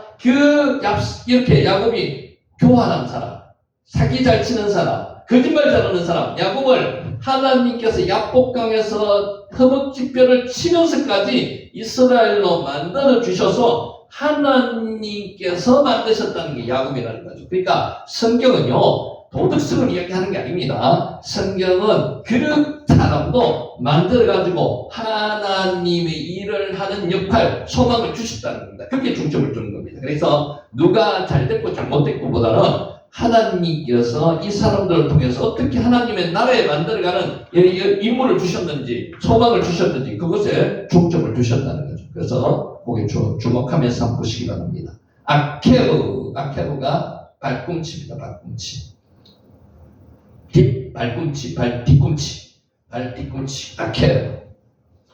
야곱이 야아코브. 자, 이러한 부정적인 품성을 지닌 야곱이 성품이 어떻다고요? 교활하고 사기 잘 치는 부정적인 성격, 발 뒤꿈치를 잡는 듯한 그 부정적인 성격을 가진 성품을 지닌 야곱이 거칠고 험한 연단의 과정을 통과해서 하나님이 만지셨다는 거죠. 마침내 하나님 앞에서 자신이 무너졌을 때, 아까 우리로 말하면 자신을 비워냈을 때 하나님께서는 하나님과 겨루어 이긴 자라는 뜻이 빛나는 이스라엘. 하나님과 겨루어 실제로 인간이 이길 수 없습니다. 이게 무슨 뜻입니까? 네가 이겼다고 인정해 주는 겁니다. 아버지와 자식의 싸움 누가 이깁니까? 아버지가 분명히 힘으로 이기죠. 근데 자식한테 그렇게 이야기 안 하죠. 네가 이겼다. 져주는 겁니다. 똑같습니다. 이스라엘을 새롭게 지어주셨다는 거죠. 그러니까 하나님의 연단 과정 속에서 야곱은 살았다는 겁니다. 그래서 야곱이 하나님의 구원 역사에서는 우리에게 더 가까이 다가올 수 있는 사람입니다. 여기서 확인하듯이 아무리 그 천성과 성품이 결점이 많고 모난 사람이라도 지금 야곱 이야기하는 겁니다. 하나님 안에서 거듭날 때 새로운 하나님의 자녀란 이름을 가지고 가치 있는 인생을 살 수 있다는 겁니다. 성경에서는요, 모든 위대한 사람들은 하나님의 만짐이 있었던 사람입니다. 그 중에서도 특히 그 만짐이 있었던 사람들은 은혜를 더 받은 사람들이니까 그게 하나님의 절대 주권이라는 거죠. 더 만짐이 있는 사람들 중에 또 한 사람들이 누구요? 저와 여러분들이라는 거죠. 하나님의 만짐으로 여기까지 오게 되었고요. 앞으로도 그렇게 하나님의 계속 만짐의 역사가 있을 것이라는 거죠. 그런즉 누구든지 그리스도 안에 있으면 새로운 피조물이라 이전 것은 지나갔으니 보라 새 것이 되었도다. 고린도서 5장 17절 말씀입니다. 오늘도 저와 여러분을 하나님이 만지시는 줄을, 저와 여러분을 만지시는 걸 여러분 깨닫고 계시죠? 믿고 있으시죠? 그죠? 자, 26절 후에 나온 아우는 야곱을 이야기하는 겁니다. 손으로 에사의 발꿈치를 잡았으므로 그 이름을 야곱이라 하였으며 리브가가 그들을 낳을 때 이삭이 60세였더라. 60세에 대한 이야기입니다. 언약의 계승자 야곱을 낳은 것이 중요한 일이기에 성경에서는 중요한 일을 나이를 이야기하거나 연도를 이야기하거나 지명을 이야기하면서 확실한 사실이었다는 것을 알려줍니다. 성경제자는 이때 아비 이삭의 나이를 밝히고 있습니다. 40에 리브가와 결혼한 이삭은 결혼한 지 20년 만에 자녀를 얻는 기쁨을 누리게 되었습니다. 실제로 이 자녀는 하나님께서 주신 자녀라는 거죠. 하나님께서 주신 자녀, 은혜로 주신 자녀. 후사를 얻기까지 그들 부부는 하나님 앞에 간절히 며 달렸을 것이고요. 마침내 드디어 바라던 자녀를 얻은 후에는 감격스러운 목소리로 하나님께서 여호와께서 자식을 허락하셨음을 감사했습니다. 감사가 나오겠죠, 그죠? 당연히. 자, 이제 마지막 정리합니다. 자, 자녀는 하나님의 선물입니다. 맞습니까? 물론 아카르가 성녀가 아니더라도 건강을 하나님께서 주셔서 자녀를 낳을 수 있는 건강이 있더라도 이것은 하나님의 선물이라는 거죠. 자녀는 하나님의 선물이라는 거죠. 자녀는 나가 마음대로 자지우지할 수 있는 그런 존재가 아닙니다. 하나님께서 나에게 맡기신 선물입니다. 자, 먼저 21절을 보면은 이삭의 아내 리브가는 잉태치 못하다가 이삭의 기도로 말미암아 비로소 잉태했습니다. 기도를 몇 년 했다고요? 20년. 오래 했죠? 이게 기도의 응답이 금방금방 이루어지는 경우도 있지만은 하나님께서 그 귀히 쓰시려고 기도 영감을 늦추시는 경우가 많습니다. 자, 그리고 26절을 보면 리브가가 에서와 야곱을 낳을 때 이삭의 나이가 60세였다고 기록되어 있습니다. 따라서 이삭과 리브가는 결혼 20년 만에 비로소 이삭의 기도에 대한 하나님의 응답이 있었다는 것입니다. 후사를 이때 20년 만에 주셨다는 겁니다. 이것은 자녀의 생산이 결혼의 자연스러운 결과가 아니고요. 하나님의 은총의 선물임을 보여줍니다. 우리가 지금 낳은 자녀들이 우리가 당연하게 누릴 권한은 권세가 아니라는 겁니다. 하나님께서 주셨기 때문에 우리가 지금 자녀들과 같이 생활하고 있다는 겁니다. 그러니까 하나님의 선물이라는 거죠. 아이를 갖는 것은 인간의 노력의 결과가 아니고요. 전적으로 창조주로서 생명의 주가 되시는 하나님의 은혜로운 선물입니다. 간섭의 결과입니다. 생명의 주가 되시는 하나님의 허락하심이 없이는 어느 생명도 세상에 태어날 수가 없습니다. 여인이 아이를 잉태하면 그 즉시 그 사실을 알 수 있습니까? 알 수 없습니다. 보통 몇 주가 지나야 알 수 있습니다. 금방 알 수 없습니다. 그죠? 2주가 잘 없죠? 한 3주, 4주, 5주 이상은 돼야지 알 수 있죠. 그죠? 이게 하나님께서 주신 선물이라는 겁니다. 사람 힘으로 만든 게 아니라는 겁니다. 아카를. 자, 여기까지 하고 말씀을 정리하도록 하겠습니다.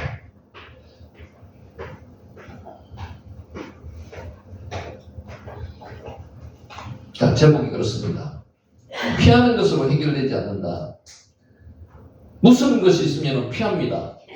더러운 것도 있으면 피합니다. 우리는 인간관계도 피하는 경우가 많죠. 그죠? 피합니다. 근데 이게 근본적인 해결책은 피한다고 되는 게 아닙니다.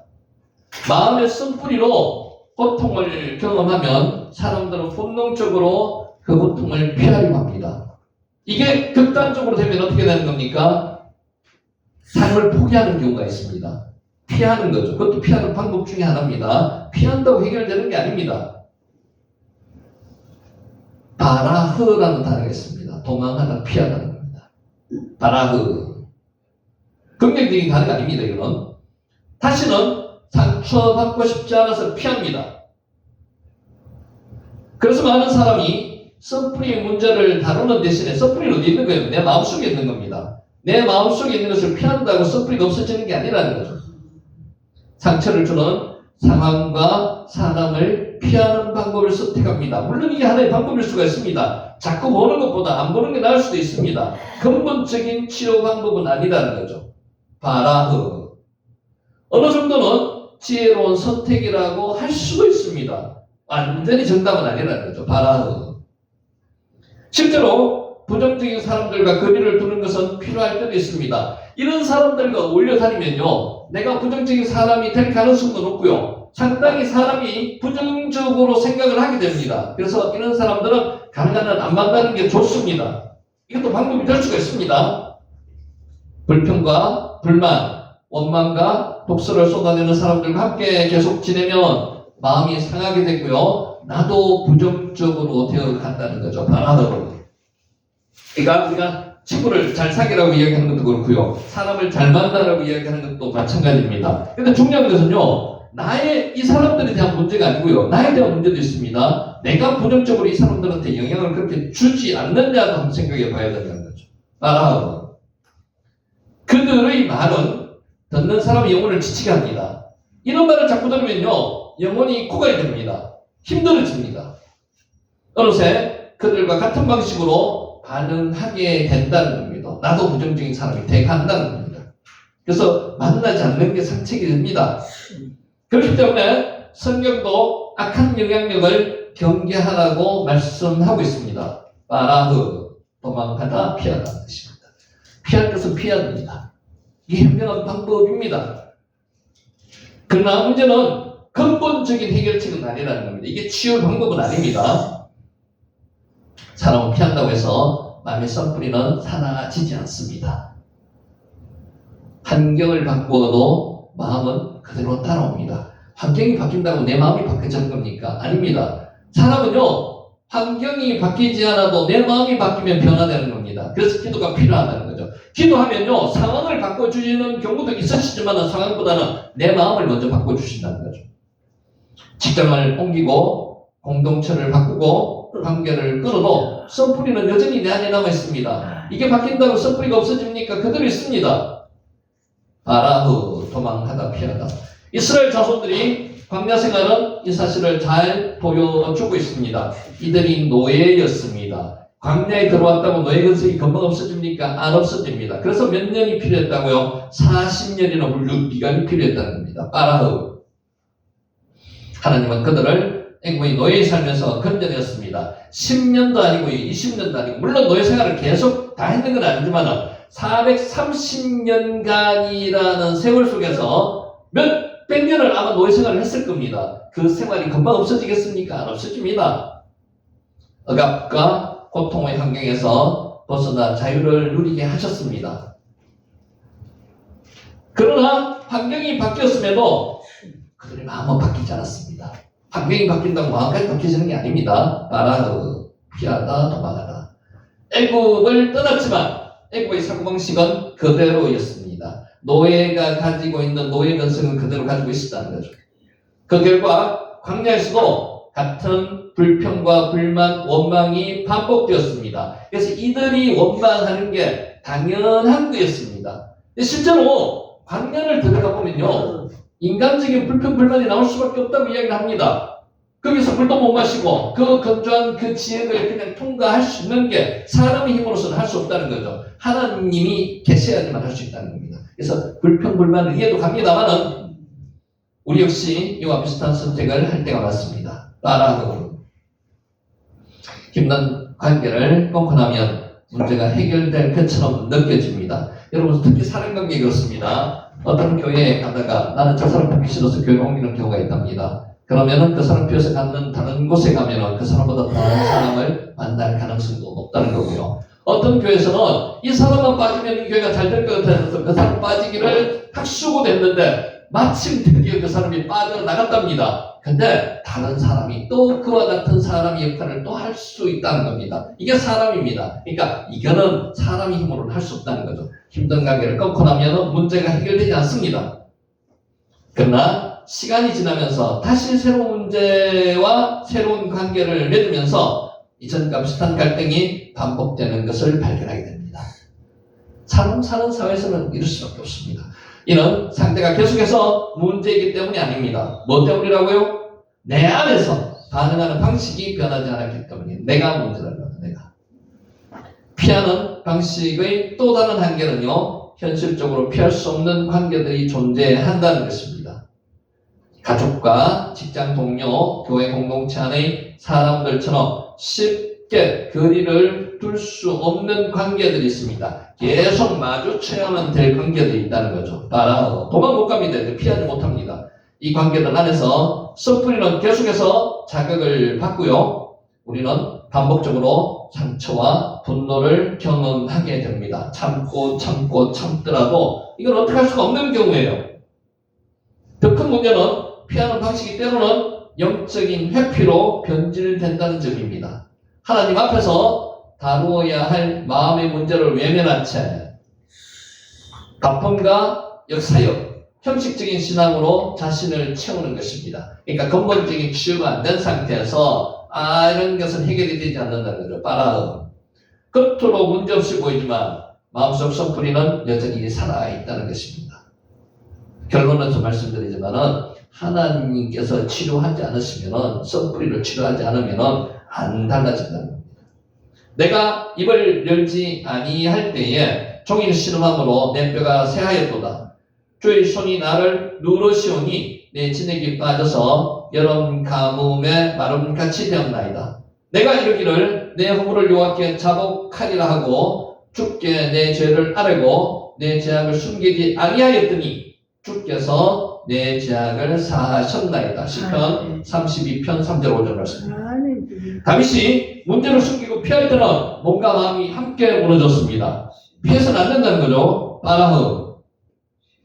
직면하고 하나님께 가져갔을 때 비로소 회복이 시작되어야 됩니다. 시작된다는 말입니다. 빠라흐. 치유는 회피가 아니라 하나님 앞에 내놓아야 된다는 겁니다. 고백해서, 회개해서 시작되는 겁니다. 그래야지 치유가 된다는 겁니다. 성경은 말씀하고 있습니다. 만일 우리가 우리 죄를 자백하면 그는 미쁘시고 의로우사 우리 죄를 사하시며 우리를 모든 불의에서 깨끗하게 하실 것이요 하나님 앞에 내놓아야 된다. 요한일서 1장 9절 말씀입니다. 하나님은 우리에게 문제를 덮으라고 말씀하지 않으셨습니다. 사소한 문제라도 어떤 문제라도 하나님 앞에 가지고 오시는 거죠. 사람 앞에 이야기하면요 그게 불시간입니다. 불화의 원인이 된다는 거죠. 사람 앞에 이야기하시면 안 됩니다. 하나님 앞에 가져오셔야 합니다. 오히려 직면하라고 부르십니다. 아픔이 있는 그대로를 인정하고요. 그 아픔을 하나님 앞으로 가져오라는 겁니다. 기도의 자리에 가져오라는 겁니다. 낱낱이 고하라는 겁니다. 피하면 잠시 통증을 줄일 수는 있습니다. 안 보면은 통증을 줄일 수도 있지만은 치유를 가져올 수는 있습니다. 더 있습니다. 언젠간 다시 나타난다는 거죠. 바라흐 썸프리를 대하는 소극적인 태도는 결국 더 큰 고통으로 이어집니다. 직면해야 됩니다. 뿌리가 얕을 때는 비교적 쉽게 제거할 수가 있지만은요, 뿌리가 깊을 때는요, 시간이 지날수록 뿌리는 더 깊어지고 더 단단해진다는 겁니다. 바라흐. 잡초를 방치해 보셨습니까? 잡초를 방치하면요, 밭 전체를 금방 망가뜨립니다. 그래서 매일 수고스럽 때는지만 잡초를 제거해 줘야만 됩니다. 썬뿌리를 방치하면요, 삶 전체가 영향을 받습니다. 더 깊이 내 마음속으로 파고드는 게 썬뿌리입니다. 바라흐. 도망하다 피해서는 안 된다는 겁니다. 그래서 썬뿌리 문제는 언젠가는 반드시 직면해야 합니다. 지금 직면하느냐, 더 깊어지는 후에 직면하느냐의 차이일 뿐입니다. 깊어지면 깊어질수록 더 힘들어집니다. 하나님은 우리가 고통을 최소화하는 방향으로 선택하기를 원하십니다. 어떻게? 썬뿌리가 깊지 않을 때, 그때 치료해야 된다는 겁니다. 그것은 빨리 그리고 정직하게 하나님 앞에 낱낱이 내놓고 고해야 된다는 겁니다. 바라흐, 피해서는 안 된다는 겁니다. 우리는 여기서 중요한 사실을 확실하게 배울 수 있습니다. 썬뿌리는요, 도망쳐서 해결되는 문제가 아니라는 사실입니다. 도망하면은 썬뿌리가 더 깊어집니다. 바라흐. 오히려 도망칠수록 더 깊어지는 문제입니다. 진짜 해결은요, 하나님의 은혜 안에서, 하나님 은혜 안에서 하나님께 내놓고 낱낱이 구할 때 썬뿌리가 치유되는 역사가 있다는 것입니다. 이 말씀 꼭 명심하시고요. 하나님 앞에 나의 썬뿌리를 내놓고 고민을 하나님으로부터 해결받는 저의 문 되시기를 예수님의 이름으로 축원하면서 오늘 강의를 마치겠습니다. 기도드리겠습니다. 기도하면서